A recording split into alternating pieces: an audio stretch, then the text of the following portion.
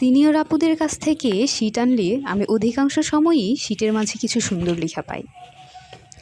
আপুও আবার অন্যান্য সিনিয়র আপুদের থেকে শীটগুলো সংগ্রহ করে।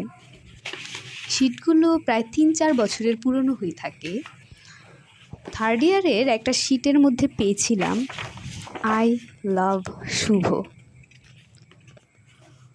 এবং ফোর্থ ইয়ারের জেন্ডার শীটগুলো গুছাতে গুছাতে শীটের মধ্যে একটা চমৎকার লেখা পেলাম।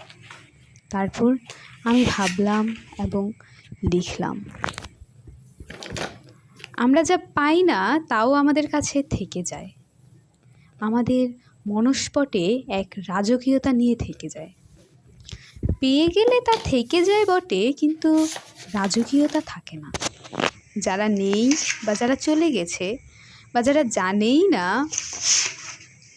আমরা তাদের কতটা জুড়ে চেয়েছি, তারাও রয়ে গেছে কোনো শীটের ভাঁজে, কোনো বইয়ের ভাঁজে, কিংবা কোনো দিস্তা খাতার মাঝপৃষ্ঠায়, হয়তো বা কোনো টেস্ট পেপারের আর্থিক বিবরণী ছকের দায়ের উপরের কলামে, যেখানে বিয়োগের পার্শ্বে তার নামের সাথে কারো নাম যোগ করা হয়েছিল।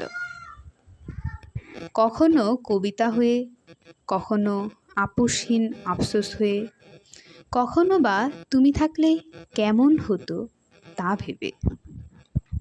এই যেমন সিনিয়রের শীটের লেখা আমার কাছে, কারো লেখা হয়তো কোনো ভাঙাড়ি ঠোঙা বানিয়েছে।